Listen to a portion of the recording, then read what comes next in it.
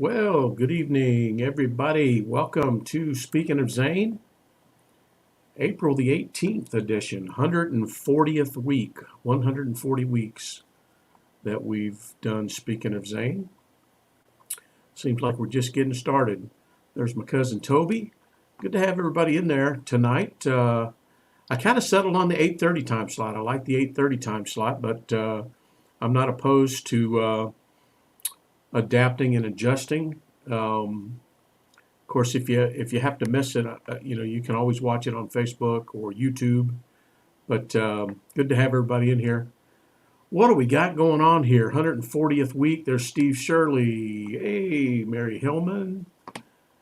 And Daryl's in there. Good to have everybody in there. I tell you what, you guys are the absolute best. And enjoy speaking to Zane every Sunday night. I sure do. And we've got a lot to talk about tonight. Next Sunday night, actually, we're going to have a guest. It's been a little bit since we had a guest, but we're going to have my friend Jane Grismer. She's going to come and give us an update on what to expect at the National Museum of the Mighty Eighth Air Force down in Savannah over the weekend of Memorial Day. They're having an event there called Flags for the Fallen, and they're going to place a flag on the beautiful grounds of the museum there for every airman who was killed in the 8th Air Force in World War II. And hadn't decided yet if I'm going to be able to get down there or not. I sure would love to. Lori and I love going down there. I haven't been down in a while. Lori goes down and sees the grandkids down there periodically. But we'll have to see. We enjoy the Memorial Day ceremony here at the Georgia National Cemetery. But I think we're going to hear from Jane next week. The Flags for the Fallen is a multi-day event in Savannah, so we may be able to get down there. There's Ken down near Orlando. There's Jim Miller up in Omaha. There's my Aunt Paula down near Tampa. Good to have y'all in here. Faithful followers of Speaking of Zane. Good to have you guys in there. Speaking of Lori, Lori is down visiting with her favorite sister-in-law, my sister Sharon, and they live about 3 hours south of here. And Lori's taking a little break, getting out of town for a little bit, and she's starting out visiting with my family, my mom and dad and my sister. And she'll be down there, I think, a few days this week. I'm not quite sure how long, but then she's going to be traveling down to Florida. Actually, Aunt Paula, she's going to be going to spend some time with our friend Kelly at My Warrior's Place. We talked about that. We've had Kelly on as a guest, but Lori and Kelly have become friends, and Lori's going to go down there and spend some time with Kelly at her place and also at My Warrior's Place. So maybe next Sunday night, Lori can join us on the live stream from My Warrior's Place. We'll see. I'm not sure exactly how it all going to work out when she's there, but it should be fun. There's Brenda Lusk up in Michigan. Hey, Brenda. Hope all is well with you and your family. I know there's been some things we've been praying about up there. So good to have you in here. Let's see. There's Lori. Lori said she will. She says sure. So we'll see how it goes. We'd sure love to have a live feed from My Warrior's Place. That would be kind of cool. We'll see how things go. Let's see. Well, let's see. It's been a beautiful weekend. Probably the most gorgeous weekend weather-wise that we've had so far this year. Just absolutely beautiful. And took the opportunity yesterday. Got up in the morning, Saturday, and drove over to a place I've been meaning to visit for a while. That's about an hour away from here, over on the Alabama border, and it's in Tallapoosa, Georgia, and it's a very cool sort of veterans park that the city has there, and it's called Helton Howland Park, and the nickname is Thud Valley. Thud Valley. Let me throw a picture of that up here real quick, so you can see why I'm talking about it. It was really cool. They've got this park there on a little lake, and they have two F-105 Thunder Chiefs nicknamed Thud. Very interesting history behind those aircraft. and one of these aircraft in particular, you can look it up. But I drove over there. Beautiful day. Hello, Andrew Vasquez, one of Zane's battle buddies. Anyway, I went over there, and they have two of those Thunder Chiefs there, and some other hardware I posted on. Speaking of Zane, you can go look at all the pictures. But just a interesting place. I didn't get to stay as long as I wanted to. I was going to try to fly the drone while I was out there and get some aerial shots, but that gives me a good reason to go back and visit. But there's little parks like this all over the country, guys, and I'm going to do my best to hit all of them before I expire. But this is a very cool one that's only about an hour away, and I really enjoyed it. Wasn't a soul out there but me, um, and it was a really neat visit there. And then let's see what else we got going on. Oh, I want to give you an update on last week. I talked about world. I'm not big on these awareness things, but um, there was. I noticed there was a World Autism Awareness Week. World Autism Awareness Week was a couple weeks ago, and I made a post on LinkedIn, which is kind of it's a social media platform for work for business people and stuff. Anyway, I posted about the very success the success story that our son Jackson is. Jackson, had autism and had or have I don't know if you ever grow out of it or what, but um, yeah, he was nonverbal till 5 years old, basically. But anyway, I told you the story last week, and I posted the story in this platform. And just to give you an update, um, it has been viewed over 70,000 times and continuing to trend. People keep resharing it, and there's been probably 2,000 2,000 likes or whatever, and then a couple hundred people have mentioned something about it and have reached out to me. Actually, I have a senior master sergeant in the Air Force reached out to me, and she said, "I just want to tell you what an encouragement your story has been to me and my son, who is 15 and autistic." And she said, "I never would imagine that he, would be able to do some of the things like your son has done." And she said, when I read your post, I just couldn't help but just cry. Anyway, so she wrote me this message, and she said, would you ask Jackson if he would send just a note of encouragement to my son Jonah? He's 15. And I said, yeah, I'll ask Jackson. And I asked Jackson tonight, and he says, yeah, I'd be happy to. And I've had more than one uh, personal message from mothers and dads who have reached out and said, "You don't know what it means to me to see that somebody, can go beyond what a doctor may have labeled them." And anyway, it's just a cool story.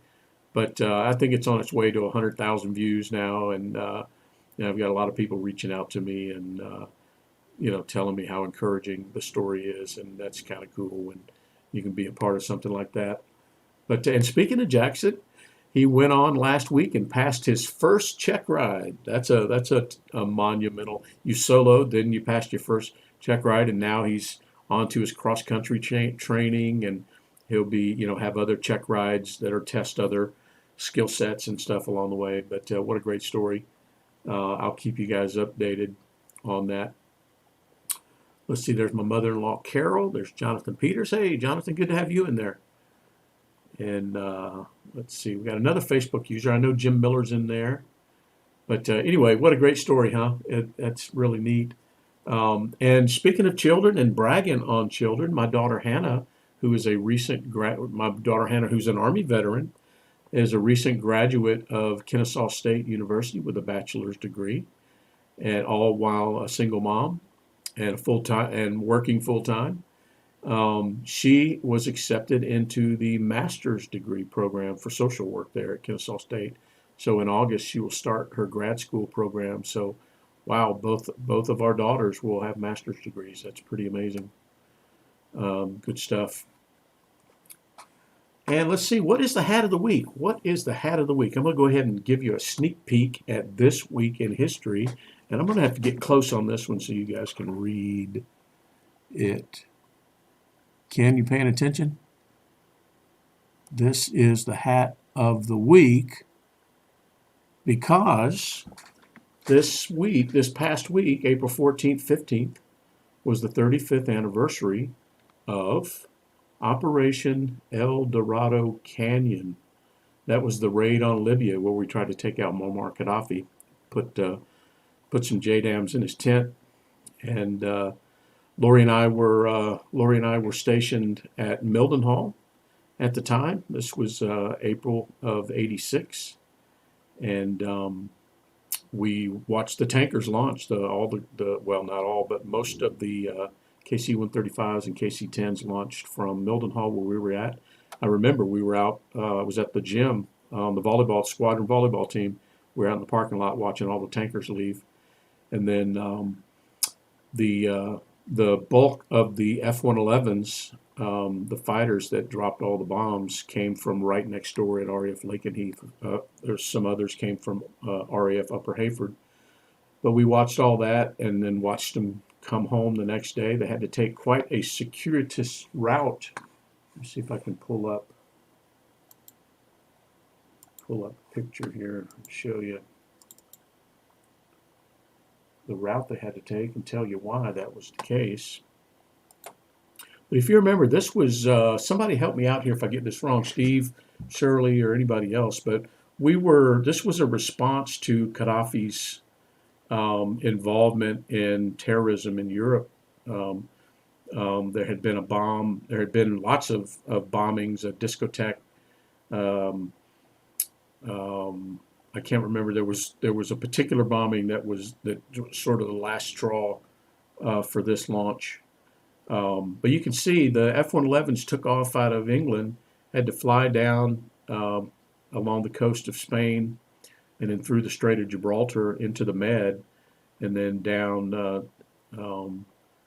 into Tripoli and Benghazi, and then turn around and come back the same way because our good friends, yeah, right, the French would not let us overfly their airspace. How about that? That's some kind of thank you, right? Still haven't got over that, but anyway, it was a successful mission, I guess. They got the point, but unfortunately, we did lose one F-111 crew, unfortunately, and so two F-111 crew members were killed when their aircraft was hit with missile or anti-aircraft fire. But it was a long trip for the F-111s to get down there and back, and that's why the bombers the tankers were so important. And our squadron down there played a part in outfitting all the planes with secure voice, and our squadron ended up being awarded a Navy medal, actually, because some of the work we did, a Navy outstanding unit or something. Anyway, very interesting period of time there. So that is why this is the hat of the week. So this hat that I'm wearing is, I'm about to take it off, and I'll tell you why. It's 35 years old, first of all, but it was one of those hats that inside of it had a like a foam. It had like a foam insert in here that has all since deteriorated and turned into a fine mist, and you might see my eyes watering because there's some of that stuff coming down in my face. But anyway, a lot of us bought these hats shortly after the mission. But that is why the North Africa Bomb Comp is the hat of the week. So there you go, Ken. All right, let me get back to my notes here. Oh yeah, we got a lot of good history items this week in This Week in History. Let me go chronologically here. The April the 18th, 1942. April the 18th, 1942 was the Doolittle raid. That was our immediate response to the Japanese after they bombed Pearl Harbor. This happened in 1942. General Doolittle was tasked with hitting the Japanese homeland, and the only way he was going to do that is they put some B-25 Mitchells on board the USS Hornet. And believe it or not, if you've ever followed the story, you know what I'm talking about. But it was an improbable thing that back then we did all kind of crazy stuff. But so General Doolittle and his crew launched some B-25 Mitchells from the USS Hornet and struck the Japanese homeland, sent a strong message.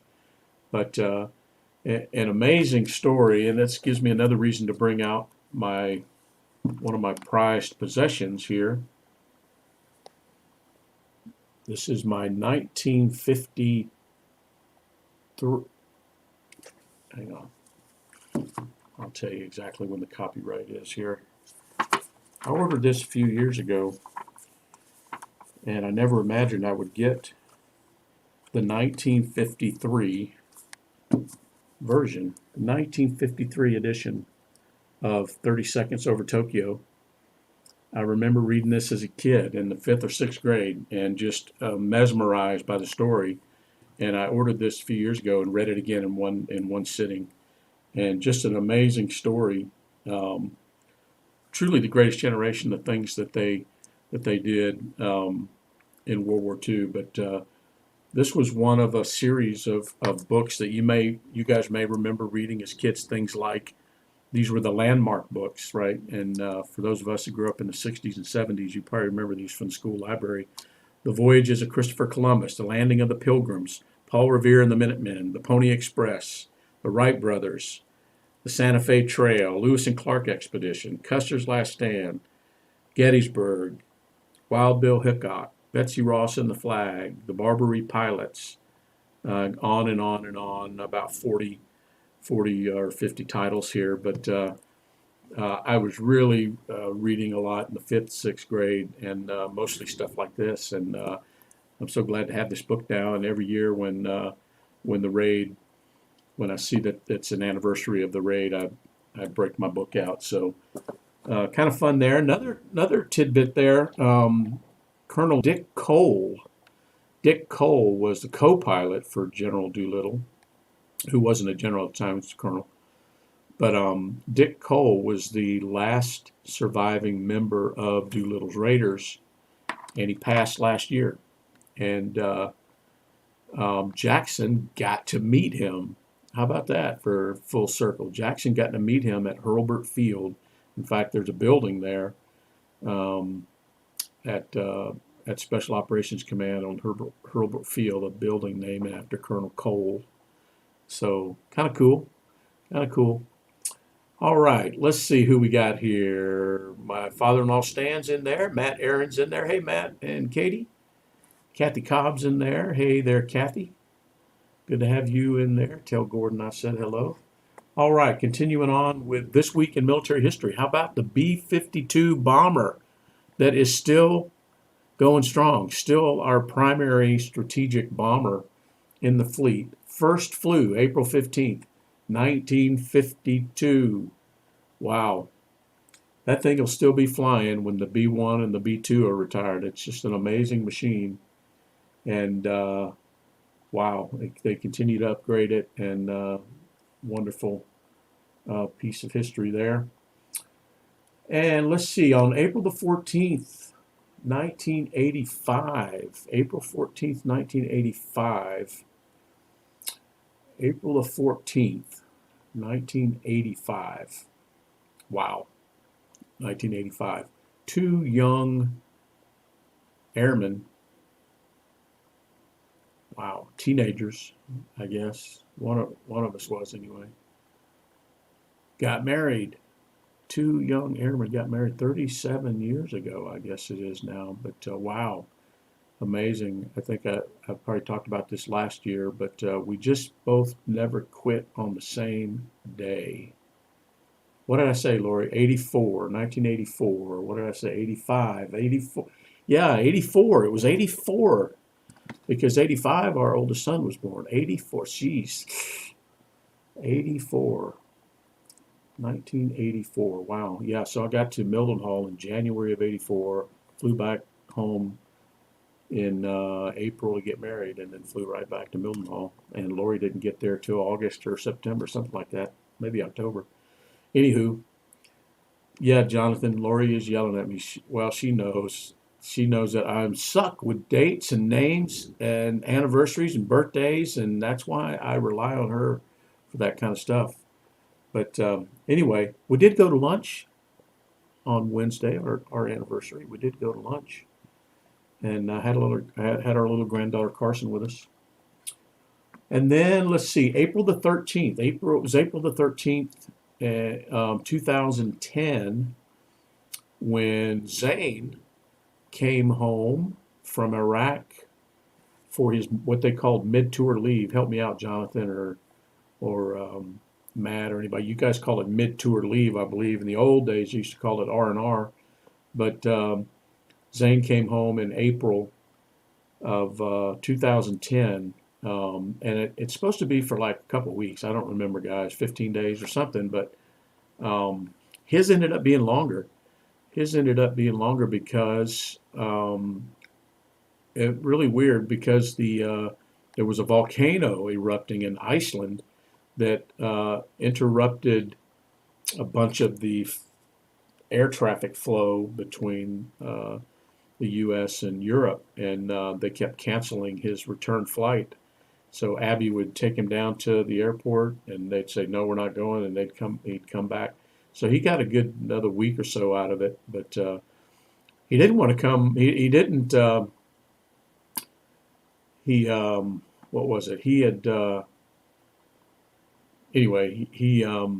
It was weird when he was home. It was we could already see a change in the way that he, you know, um, the way that he would respond to things. You could tell that somebody that goes and they're at this heightened state of awareness all the time. You could tell it's hard to just shake that, and so we started to see some things there, but and then he ended up getting back there, and he had a problem with his hip. He hurt his hip while he was over there, and he wouldn't go to the doc. Didn't want to tell anybody about it because he didn't want that to interrupt his trip home. And then when he got back, the doc wanted him to go to Germany to get it taken care of, and he wouldn't.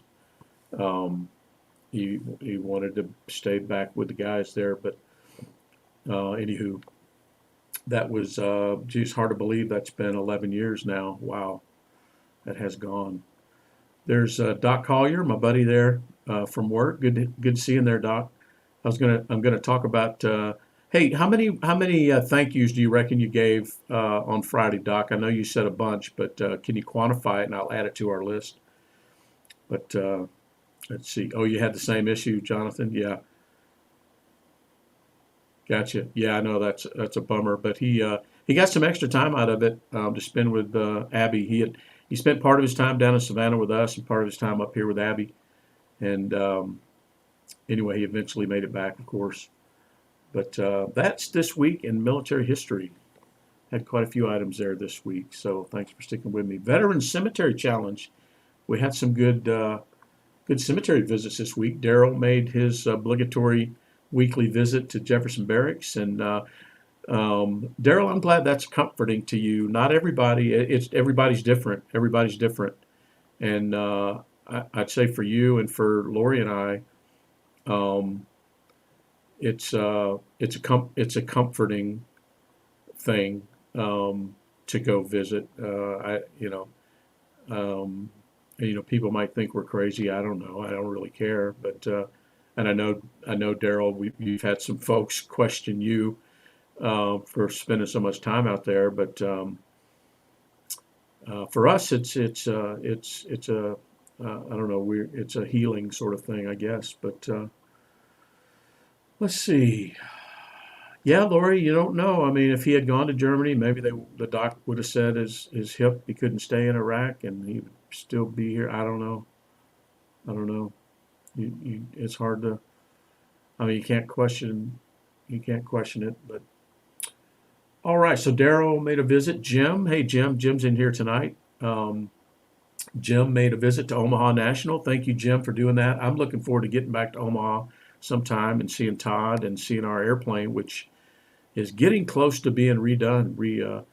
They've been restoring the plane that many of us flew on, one of the planes, 049, and look, they about got the paint job done, and look forward to getting back up there and seeing Todd at Omaha National. Jim, thank you for looking out for our buddy. And Ken made a visit to one of my favorite cemeteries there, Florida National Cemetery in Bushnell, which is just north of Tampa. Ken has a buddy he served with, Master Sergeant Pat Johnson, who departed us last year. And Ken, those are great pictures that you posted, and thank you for sharing that with us. And let's see, today I went to Georgia National. I said the weather was beautiful. It was absolutely beautiful here in North Georgia. And I took me and my oldest son drove up to spend some time with Zane there, and it was just a beautiful time of year there. And then let's see. Oh, Lori and I were at lunch on Wednesday, and we drove separately because she had been out running errands. And on the way back from our new favorite restaurant, I took a different route, a route we don't normally take home, and I stumbled on this cemetery that's just a couple of blocks away from our favorite restaurant, Doug's. And anyway, it's called Emerson Cemetery, and I didn't think anything of it. I said, well, I wonder if there's some veterans around here. So I took a lap around it, and sure enough, I found 5 or 6 veterans, and one very special one that was a Marine Corps, a Marine, was killed in action in World War II, and there's a nice little memorial for him there at the Emerson Cemetery. So I added that one to our map today as a new one. So with the one new one this week and five total visits, so we have made 398 visits, getting close to 400. We're getting close to 400. 398 visits to 130 different cemeteries. How about that? How about that? Yeah, Aunt Paula, I was thinking about that. You can see my Aunt Paula's putting in the chat there, and that's the thing she misses. She recently moved from Alabama, her lifelong home, down to Florida, and her husband, my uncle Mike Pittman, passed away a couple years ago, and he's buried at Alabama National Cemetery.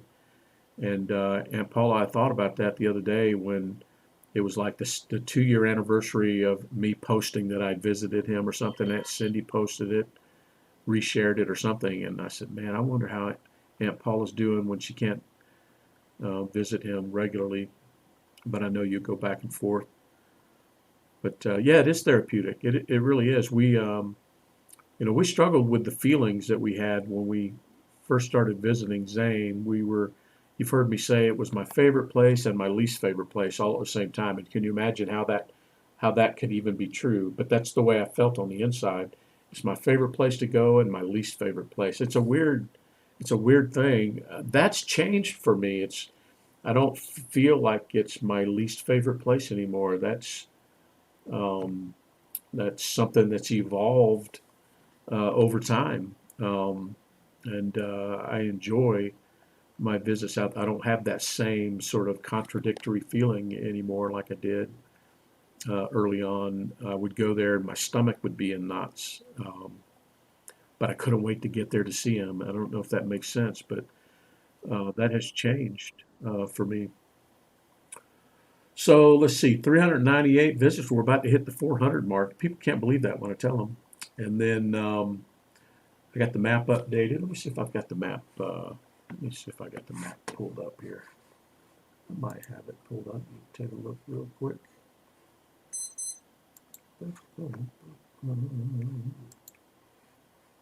Yeah, there's the map right there. There's the map. Yeah, so you just go search Speaking of Zane Veteran Cemetery Challenge Map, I think I called it. And you can zoom in and see all of the places that we visited I'll go down here to Alabama National. See where that's at. Down right around here somewhere. Oh, that's right next door. Harvest, that was a little one. No, I gotta zoom in better. There we go.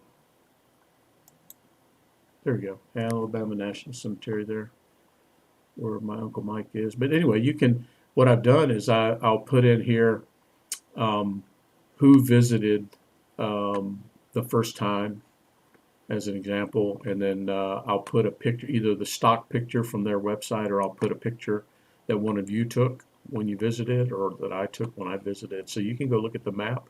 You can see who visited it first for us, and then you can see if there was a picture they took. I try to put a picture with every one of them. So that's kind of cool. So that's let me get my cursor back over here. That's the Veteran Cemetery Challenge map. And then we had some good Thank a Vet challenge this week. We looks like we had 15 new ones that I know about, 15 that I know about, and I'll tell you why I think the number's higher. My friend Amanda, who you may recall, is undergoing treatment for cancer, breast cancer, her second bout in her lifetime with cancer. Anyway, she was at Moffitt Cancer Center getting a treatment on it was Thursday or Friday, and while she was at the hospital, she texted me and said, "Guy, I just thanked a veteran here at Moffitt Cancer," and I was like, "Wow, here she is trying to save her own life at the cancer center, and she's telling me about thanking a veteran." So, kind of cool. Um, and then Ken thanked a Korean War vet. Ken thanked a Korean War vet. They're getting up there in age too, 80s. And Daryl thanked a Navy and an Army vet on the same day at the same place, I believe. He said the Army vet was a Purple Heart recipient. And then my buddy Dan down near Tampa, he thanked a couple of Vietnam vets that were part of a motorcycle group. He was somewhere in the Tampa area. And then Lori went and got her vaccine the other day, and she thanked, while she was there, she thanked 8 soldiers and an airman. 8 soldiers and an airman. So Lori got 9 in one visit. And then I mentioned before my friend Doc Collier, who's a medical doctor. He's a colleague of mine. We worked together. He's a medical doctor, and Friday was his birthday, and I sent him a note, and I got something back from his email, said he was out for the day. And I'm like, oh, he took his birthday off. He took the day off for his birthday. That's great. Well, come to find out, he was volunteering at a vaccination center, giving shots. He gave a couple hundred shots that day or something. But anyway, he said he thanked a bunch of veterans while he was out there, so that's cool. And then let's see. So that took us up to, I think, 15 new ones. We're sitting at 782, so we're about to hit that 800 mark for thank yous. Kind of cool, since we've been doing that for a couple years now. All right. Well, moving on to organizations. I mentioned that next Sunday night we'll have my friend Jane. She's going to tell us all about the Flags for the Fallen, and she may even tell us a little bit about the Stephen Sillers group. What's that called? Gosh, I can't remember now. But anyway, she's been affiliated with that. Her dad and her brothers were all New York firemen. Let's see. So we'll have that next week, and then I mentioned Lori is down there is going to be down there with Kelly. Let me show you what happened with Kelly this week. Speaking of organizations, you guys hear me talking about My Warrior's Place all the time. Well, Kelly, My Warrior's Place, was the recipient of a new van, not a new van, but new to her. One of the members of the Combat Veterans Motorcycle Association down there in the Tampa area gifted My Warriors Place with a van. So I know that Kelly appreciated that. I saw this on, I can't remember if it was on which Facebook page it was on, but I saw it on there. The other cool connection is a friend of mine at work, Keith, is a retired Army warrant officer. He's a member of that motorcycle group, and so kind of a cool connection there. But I know Kelly will put that van to good use there. But there's so many people that have helped out Kelly with My Warriors Place over the years, and I feel fortunate that we stumbled across Kelly and are able to be a part of her life now. Gold Star mother lost her son Corey in Afghanistan about 11 years ago now. Okay, let's see. What else we got in the organization section? I think that's about it. If we're lucky, maybe Lori will join the stream next week and at least tell us what she's up to down there. And I think that's about it there for the organizations. And I don't see that we had any soldiers, sailors, airmen, or Marines killed either in combat or training last week. At least I didn't see any. It's dangerous business. Combat, of course, but preparing for it is hazardous for sure. But all right, when you go about your week this week, don't forget to thank a veteran. Who am I preaching to the choir here? We're not hunting veterans, but when we come across one, we want to let them know that we appreciate them. And check on your friends. I tell you, I cannot overemphasize the value of somebody knowing that somebody else cares. It can literally make the difference in somebody's life. So if you think about it this week, reach out to somebody, reach out to a friend, somebody you served with, or somebody that you know has served. Well, wouldn't that be cool? You may never know it, but wouldn't it be cool if just you reaching out was the turning point for somebody saying, okay, man, somebody does care. You just don't know. So check on your friends. Remember that we don't know them all, but we owe them all. That's for sure. And what was the Reach Across America phrase last year was, be an American worth dying for. How about that? Be an American worth dying for. It puts the onus back on us, the citizenry. That's for sure. If somebody's willing to die for you, at least be an American worth it. We have some that aren't. Let's see. Nothing is lost unless it's forgotten. That kind of goes along with speaking Zane's name. One of our biggest fears early. I don't think it's a fear I have anymore, but early it was like, man, he's just going to be forgotten. Nobody's going to remember him and who he was, what he stood for. As long as you say their name, they say a person dies twice, once when they take their last breath, and then again when their name is no longer spoken. And we're going to do our best to make sure that doesn't happen for Zane. We've been doing it for 140 weeks now, at least since we started, speaking of Zane, so I hope we can keep things going. Service is a great healer. Here's another one. I got all these quotes lined up down here in case I have time. I like to read a couple of them off. But Gary Sinise, you know Gary Sinise, or just a great American. I wish he was in charge of the VA. Gary Sinise says, service is a great healer. If you have a broken heart, help somebody else. Your whole life will be different. Wow, what great advice that is. If you're hurting, go help somebody else. It'll help heal you. Great stuff. All right, folks, so I've enjoyed it. I tell you what, I do every Sunday night, and this is the 140th Sunday night. Not really. We've done some of these on Monday. But Sunday night, for Speaking of Zane. Have a great week, everybody. I look forward to seeing you again next week. We'll hear from my friend Jane, who I just adore, and I'll tell you a little bit about her when I introduce her, how I know her, and why we stayed in touch all these years, and then let her tell you about the Mighty 8th Air Force Museum, and then hopefully Lori can join us.